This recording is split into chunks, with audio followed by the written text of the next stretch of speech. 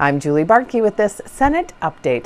The 2015 legislative session is quickly approaching what many call the unofficial halfway point, the Easter-Passover recess. It begins late on Friday, March 27th.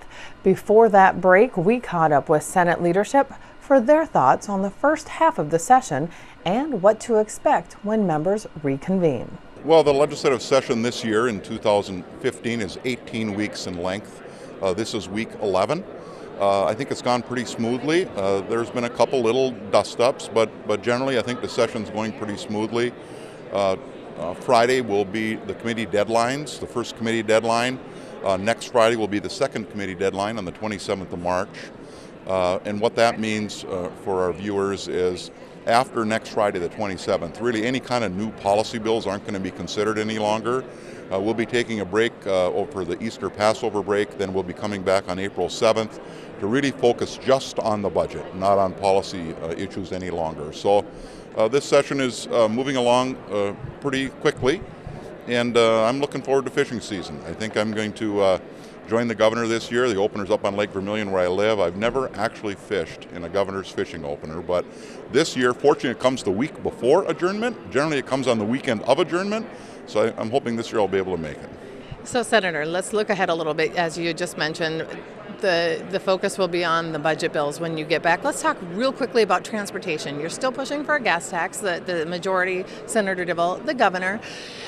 And increasing the gas tax still appears to be off the table in the House. So how do you reconcile this going into the second half of session? Well, some of it is an educational issue. People just need to remember that if you start using general fund money for transportation, that means it puts us in competition with everything else in the state budget.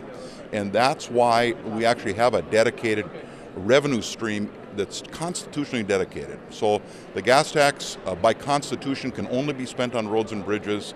The license tab money can only be spent on roads and bridges.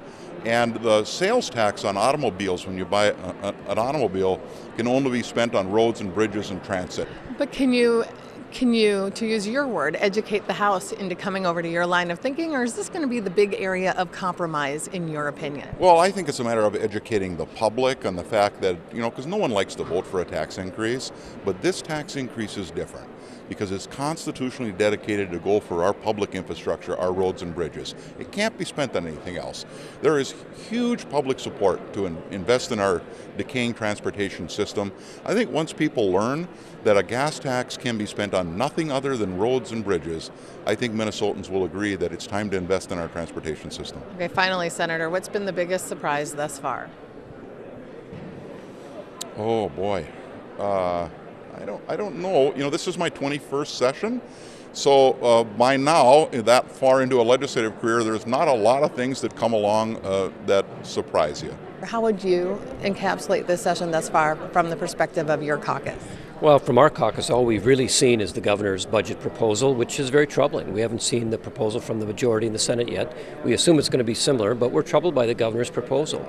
With his supplemental budget, we've seen at least proposed 25% growth in spending from when the governor came into office. That is a huge amount of spending. It's too much. We've got a big surplus.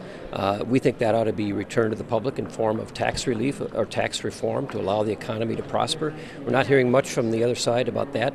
All we're hearing is a lot of talk about spending, and frankly, spending that doesn't make any sense. Not spending to accomplish anything, but simply spending apparently to try to help out your voters, your base, or political votes, but not about improving education, for example. So we think we're troubled.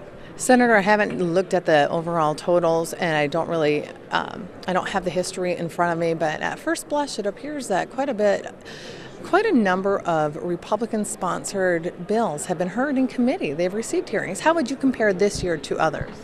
Well, I don't know that that's too unusual. I think there are a lot of bills that people have that do have bipartisan support. So I don't think that's highly unusual. I haven't looked to see the number, and I can't tell you if it's more or less, but it's not unusual. People think that this is entirely partisan down here. It's not.